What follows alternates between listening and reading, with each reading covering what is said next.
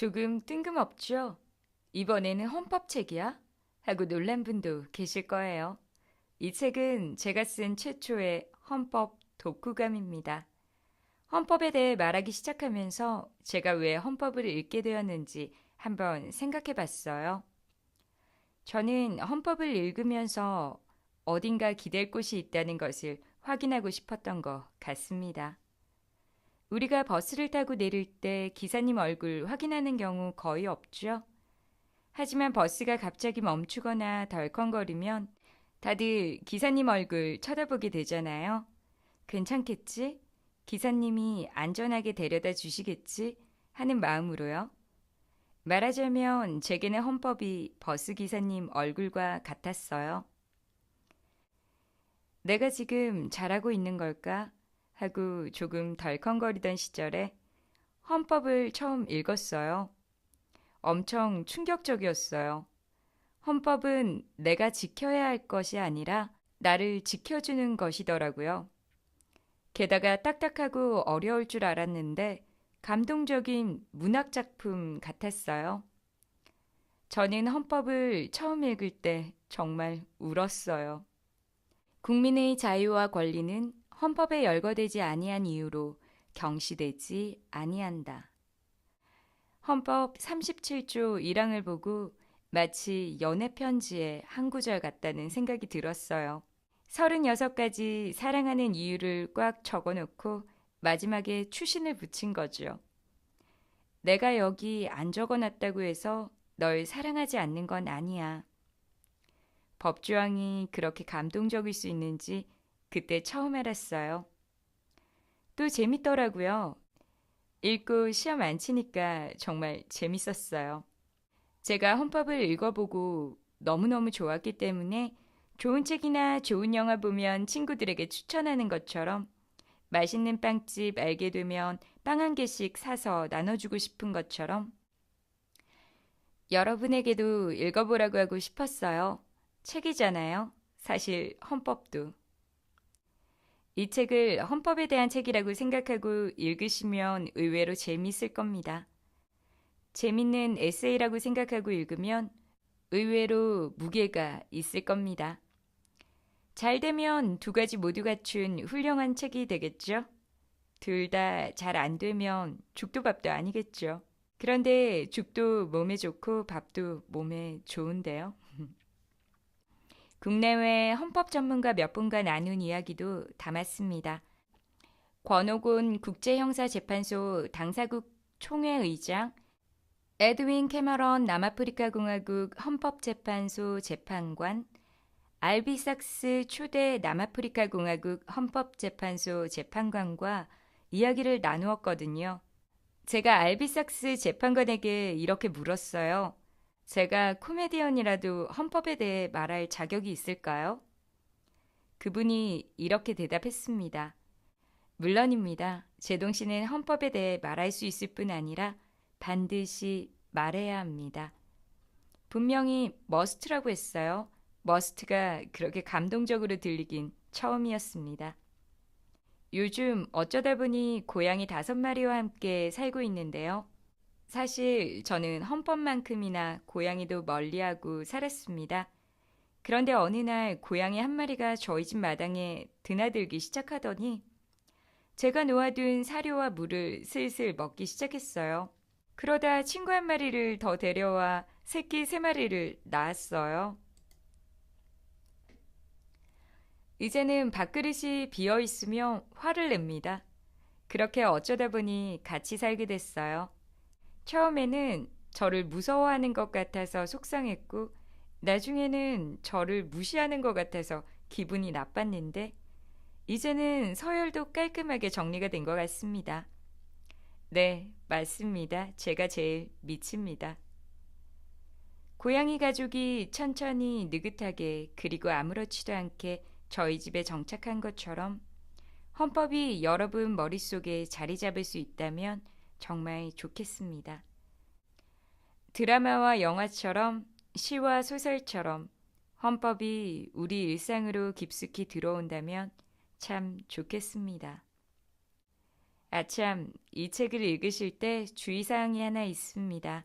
이 책은 제가 읽은 헌법에 대한 독후감이기 때문에 다수 또는 소수 혹은 어떤 법학자의 의견이나 전문 지식과는 일치하지 않을 수 있습니다. 주의하세요. 2018년 여름이 가을에게 김재동이 여러분에게 저는 요즘 이런 마음이 들어요. 누구든지 길거리 가는 사람 붙들고 혹시 헌법을 아십니까? 이렇게 물어보고 싶어요. 혹시 헌법을 아십니까?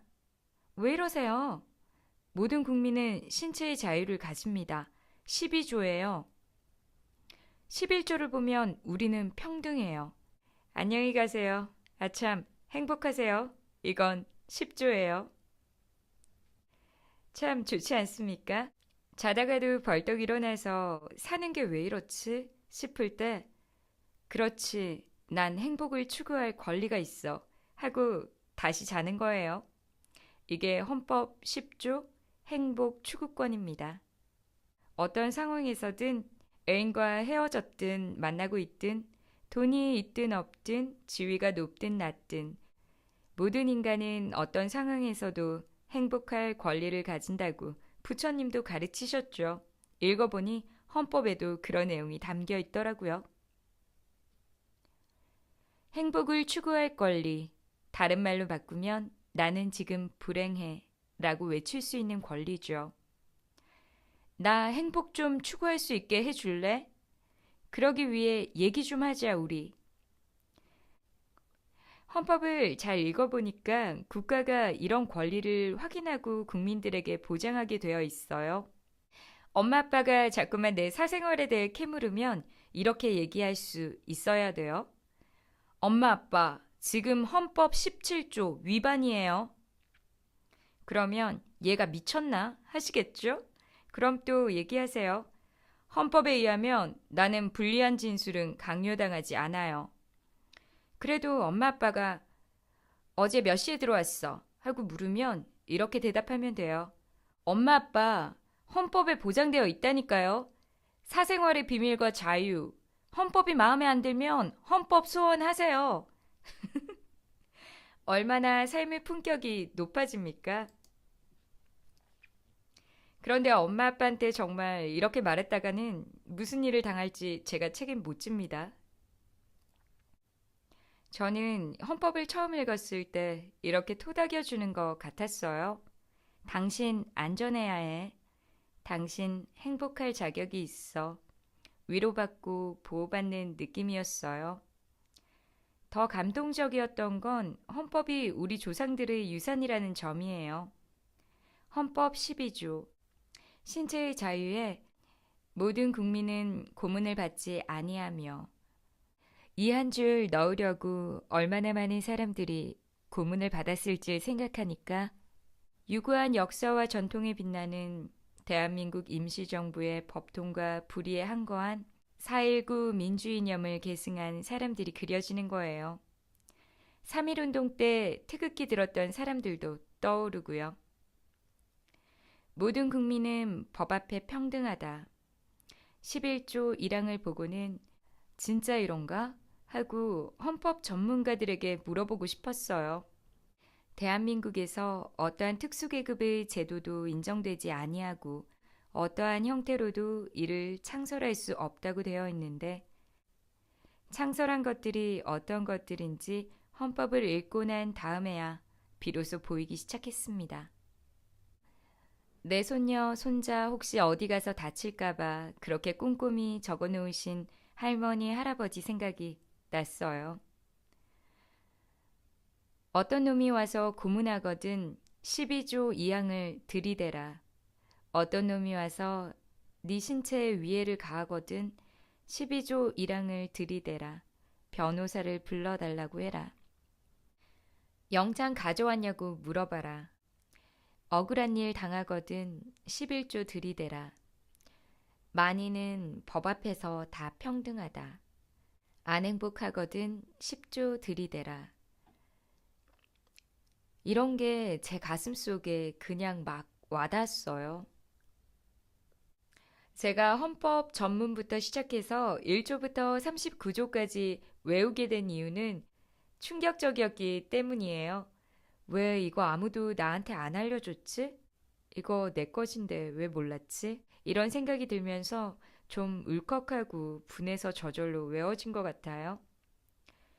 법이라고 하면 늘 우리를 통제하고 우리가 어떻게 살아야 할지 테두리 지어놓은 것으로 생각하는데 헌법은 국민이라는 권력자와 그 자손이 안전하고 자유롭고 행복하기 위해 우리가 만든 국가가 해야 할 일을 적어 놓은 거잖아요. 그러니 얼마나 짜릿합니까? 이제라도 헌법이 법조문에만 머무르지 않고 살아 움직이면 좋겠어요. 헌법은 우리의 권리를 명시해 놓은 것이니까 국민 각자가 헌법 해석의 주체가 되어야 하는데 지금은 헌법을 비롯해서 모든 법이 사람들에게서 멀리 떨어져 있잖아요. 마치 귀한 예술품들이 부잣집 벽에 걸려 있듯이요. 헌법은 헌법재판소 안에 갇혀버렸고 법은 법관들 사이에 갇혀 법이 진짜 지켜야 하는 사람들에게서 멀어져 버렸어요. 그 거리를 좁히고 우리 생활 속에 좀 퍼졌으면 좋겠어요. 우리 모두 각자의 방식대로 헌법을 느낄 권리가 있다고 생각해요. 저는 개인적으로 나 이렇게 살아도 괜찮구나. 그렇게 제 존엄을 깨우치는데 헌법이 굉장히 많은 도움이 되었거든요. 연예인이 무슨 헌법이야? 학생이 무슨 헌법이야? 아직도 이런 생각이 드시나요? 전에는 헌법이 우리 것인 줄 몰라서 그랬다지만 이제는 우리 것인 줄 분명히 알게 됐으니 더 알아보고 더 챙겨야 하지 않을까요? 집에서 가만히 헌법을 한 문장 한 문장 읽어보면 참 아름답기도 하지만 간결한 단문으로 되어 있기 때문에 운율이 있어서 잠도 잘 옵니다. 말 잘하고 싶은 사람에게는 훌륭한 교재가 되기도 할 거고요. 원래 저는 이 책 제목을 말 잘하는 법으로 짓고 싶었어요. 출판사의 반대에 부딪혀 사라져버린 불쌍한 내 책 제목. 앞으로는 길거리에서 누가 도를 아십니까? 하면 바빠요. 이러고 그냥 지나갈 일이 아니에요. 눈을 개슴츠레 뜨고서 말해주세요.